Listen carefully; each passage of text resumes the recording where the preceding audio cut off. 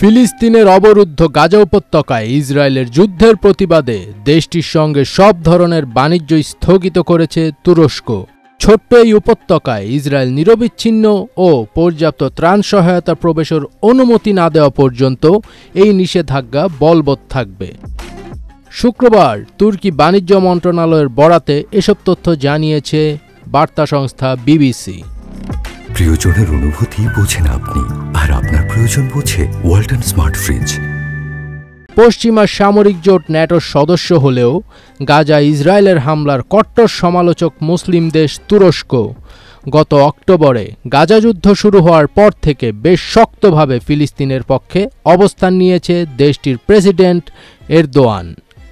এছাড়া প্রায় প্রতিদিন ইসরায়েল ও দেশটির প্রধানমন্ত্রী বেনিয়ামিন নেতানিয়াহুকে তুলাধুনা করছেন তিনি। একই সঙ্গে ইসরায়েলকে নিঃশর্ত সমর্থনের জন্য পশ্চিমাদের নিন্দা করছেন তিনি।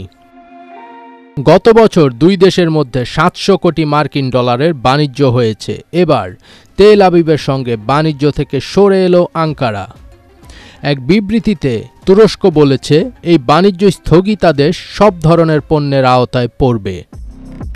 ইসরায়েল সরকার গাজায় নিরবচ্ছিন্ন এবং পর্যাপ্ত মানবিক সহায়তা প্রবেশের অনুমতি না দেওয়া পর্যন্ত তুরস্ক কঠোরভাবে এই নতুন পদক্ষেপ বাস্তবায়ন করবে। তুরস্কের প্রেসিডেন্ট রিসেপ তাইয়েপ এরদোয়ান স্বৈর শাসকের মতো আচরণ করছেন বলে অভিযোগ করেন ইসরায়েল পররাষ্ট্রমন্ত্রী ইসরায়েল কাৎজ। এক এক্স বার্তায় তিনি বলেন, এরদোয়ান তুর্কি জনগণ ও ব্যবসায়ীদের স্বার্থকে উপেক্ষা করছেন এবং আন্তর্জাতিক বাণিজ্য চুক্তি ক্ষুণ্ণ করছেন। ইসরায়েলি পররাষ্ট্র মন্ত্রণালয়কে তুরস্কের সঙ্গে বাণিজ্যের বিকল্প খুঁজে বের করার নির্দেশ দিয়েছেন কাৎজ।